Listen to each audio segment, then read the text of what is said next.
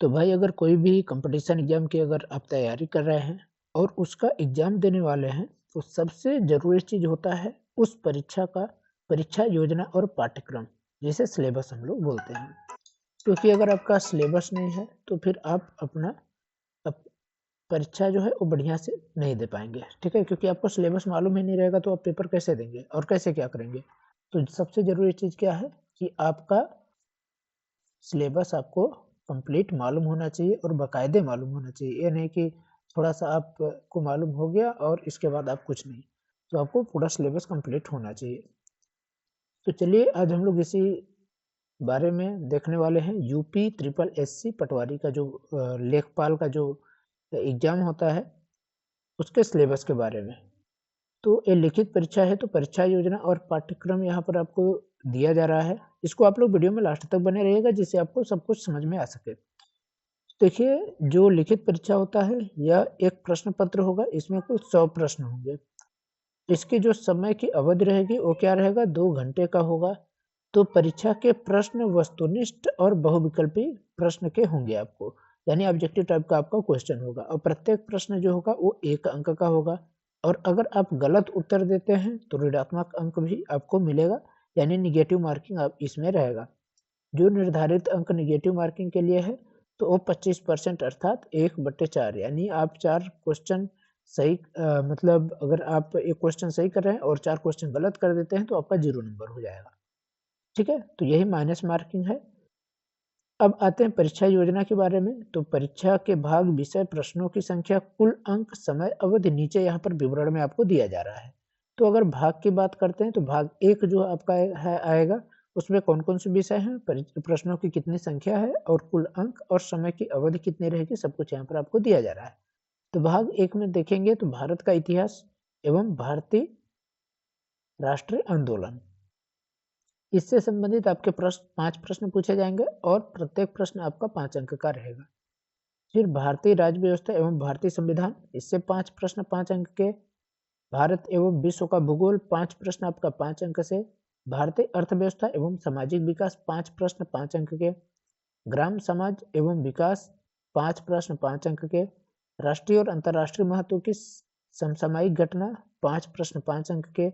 विज्ञान और प्रौद्योगिक 5 अंक 5 प्रश्न। इसके बाद पर्यावरण पारिस्थितिकी एवं आपदा प्रबंधन 10 क्वेश्चन रहेंगे 10 अंक के। डाटा इंटरप्रिटेशन जो है वो आपका 10 अंक रहेगा 10 क्वेश्चन के साथ। इसके बाद जो सामान्य हिंदी है वो भी 10 क्वेश्चन रहेंगे और उसका भी आपको 10 अंक मिलेगा। सेकंड भाग में आते हैं तो सेकंड भाग आपका जो रहेगा उसमें 15 क्वेश्चन रहेंगे और आपका वो 15 नंबर का रहेगा। अवधारणा ये रहेगा कंप्यूटर एवं सूचना प्रौद्योगिकी की अवधारणा और इस क्षेत्र में समसामयिक प्रौद्योगिक विकास एवं नवाचार का ज्ञान। इसके बाद तीसरा भाग जो आ जाता है, इसमें उत्तर प्रदेश राज्य से संबंधित सामान्य जानकारी रहेगी। ये 20 क्वेश्चन रहेंगे और 20 अंक के। तो टोटल मिला के आपका 100 क्वेश्चन रहेगा इस प्रकार और 100 अंक का रहेगा। ठीक है? अब ये आप तक को टाइम मिलता है इन पूरे क्वेश्चन के लिए सब कुछ करने के लिए आपको 120 मिनट का टाइम मिलेगा, यानी आपको 2 घंटे का समय मिलेगा। 2 घंटे में आपको ये करना होगा। अब चलिए एक-एक करके हम लोग देख लेते हैं। जैसे भाग 1 के भारत एवं भारत का इतिहास एवं भारतीय राष्ट्रीय आंदोलन। तो इससे संबंधित पूरा हम लोग यहाँ पर पाठ्यक्रम देखेंगे विषयगत के हिसाब से। ये जो भारत का इतिहास एवं भारतीय राष्ट्रीय आंदोलन है, तो उसमें कहाँ-कहाँ से क्वेश्चन आपसे पूछे जा सकते हैं। तो भारतीय इतिहास के अंतर्गत सामाजिक, सांस्कृतिक, आर्थिक एवं राजनैतिक पक्षों की जानकारी आपको होनी चाहिए भारतीय इतिहास के बारे में। इसके बाद भारतीय राष्ट्रीय आंदोलन, स्वतंत्रता आंदोलन, राष्ट्रीयता का अभ्युदय तथा स्वतंत्रता प्राप्ति के संबंध में सार परख जानकारी आपको होनी चाहिए। इसके बाद क्या बोल रहा है सेकंड नंबर, भारतीय राज्य व्यवस्था एवं भारतीय संविधान। तो भारत में संवैधानिक विकास, भारतीय संविधान, भारतीय राजनीतिक व्यवस्था एवं शासन, पंचायती राज एवं स्थानीय शासन, लोकनीति, आधिकारिक मुद्दे तथा सामुदायिक विकास सहित राजनीतिक प्रणाली का आपको ज्ञान होना चाहिए। तीसरा आते हैं तो भारत एवं विश्व का भूगोल से आपसे क्या क्वेश्चन पूछे जा सकते हैं।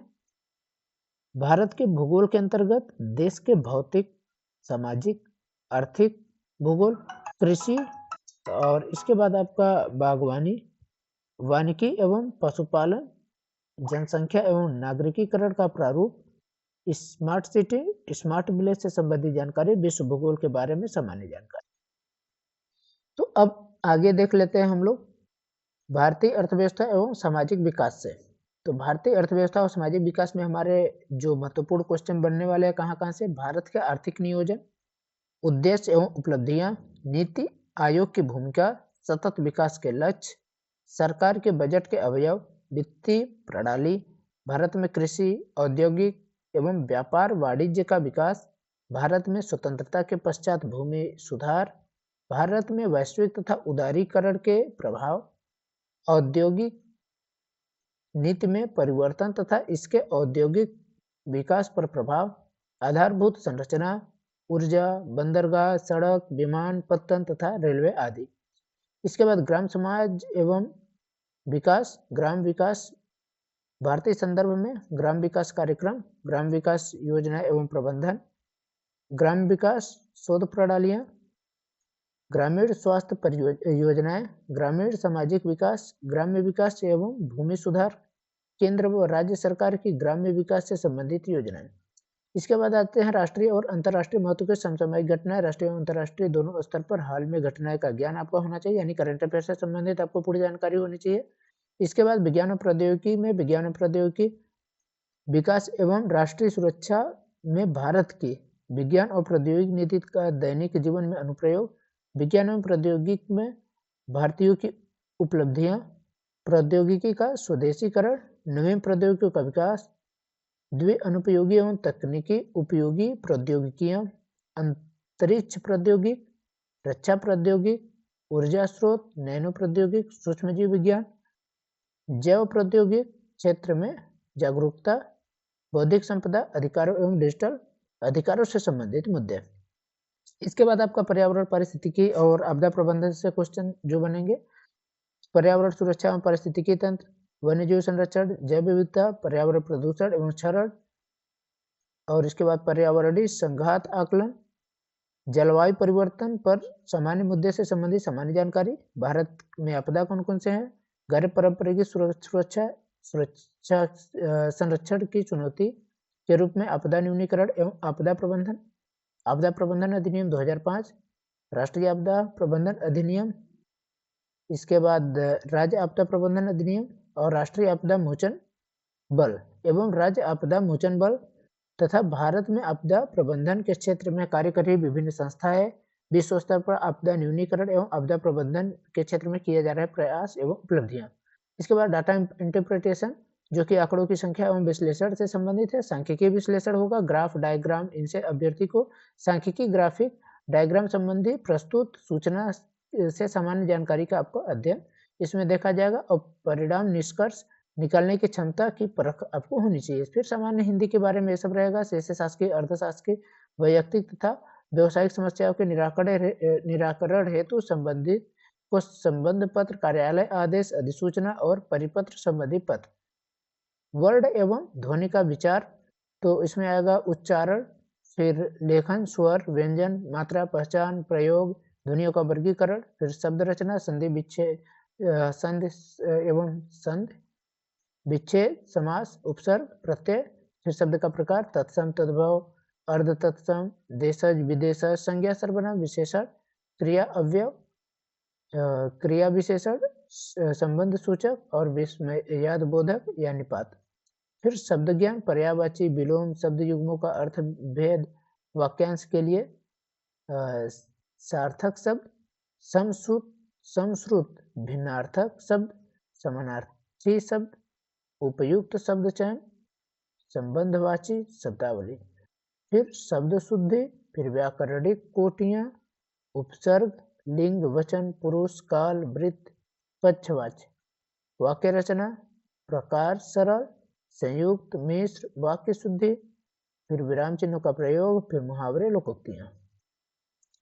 इसके बाद आ जाते हैं कंप्यूटर प्रौद्योगिकी एवं अवधारणा एवं इस क्षेत्र में समसामयिक प्रौद्योगिकी विकास एवं नवाचार का ज्ञान आपको होना चाहिए। कंप्यूटर सूचना तकनीकी, WW का इतिहास, परिचय और उसके अनुप्रयोग, और निम्नलिखित बिंदुओं का आपको सामान्य जानकारी आपका होना चाहिए, जैसे हार्डवेयर क्या होता है, सॉफ्टवेयर क्या होता है, input output, internet protocol, IP address, IT gadget, इसका अनुप्रयोग, ईमेल, आईडी को बनाना, ईमेल आईडी का प्रयोग, संचालन, प्रिंटर, टैबलेट एवं मोबाइल का संचालन, वर्ड प्रोसेसिंग जो एमएस वर्ड हो गया और एमएस एक्सेल के महत्वपूर्ण तत्व क्या होते हैं, ऑपरेटिंग सिस्टम क्या होता है, सोशल नेटवर्किंग, ई गवर्नेंस क्या होता है, इसके बाद डिजिटल वित्तीय उपकरण एवं अनुप्रयोग, इसके बाद भविष्य के कौशल और साइबर सुरक्षा, फिर कंप्यूटर और सूचना प्रौद्योगिकी के क्षेत्र में होने वाले तकनीकी विकास नवाचार जो कि आपका artificial intelligence, big data processing, deep learning,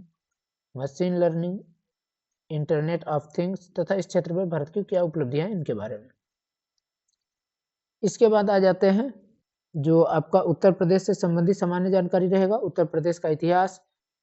इसके बाद आपका आ जाएगा संस्कृत, कला, वास्तुकला, त्योहार, लोक नृत्य, साहित्य, क्षेत्रीय भाषाएं, विरासत, राजनीतिक रीति रिवाज और पर्यटन, भौगोलिक परिदृश्य एवं पर्यावरण, प्राकृतिक संसाधन, जलवायु, मिट्टी, वन, वन्यजीव, खान एवं खनिज, अर्थव्यवस्था, कृषि, उद्योग, व्यवसाय, रोजगार, राज्य व्यवस्था एवं प्रशासन, समसामयिक घटनाएं एवं विभिन्न क्षेत्रों में उत्तर प्रदेश के राज्य की जानकारी है। तो ये सब आपका रहा सिलेबस। तो अगर आप उत्तर प्रदेश लेखपाल का परीक्षा देने वाले हैं या इसकी आप तैयारी कर रहे हैं, तो ये जो आपका सिलेबस है आप इसको अच्छी तरीके से तैयार कर लें, जिससे आप, क्योंकि सिलेबस आपको मालूम रहेगा तो आप अपने सिलेबस के अकॉर्डिंग आप अपनी तैयारी कर सकते हैं। जब आपको सिलेबस ही नहीं मालूम रहेगा तो आप तैयारी किस चीज़ की करेंगे, ठीक है। तो ये तो रहा सिलेबस, आप लोग कमेंट करके बताइएगा कि आपकी तैयारी कैसी चल रही है, ठीक है। धन्यवाद। आप अगर आप लोगों को किसी भी टॉपिक पर कोई बात करनी है तो आप लोग कमेंट कर सकते हैं, या फिर अगर आपको कुछ भी इसमें डाउट हो रहा हो या फिर आपको कहीं भी कोई गाइडेंस चाहिए तो आप लोग कमेंट करके बता सकते हैं। धन्यवाद।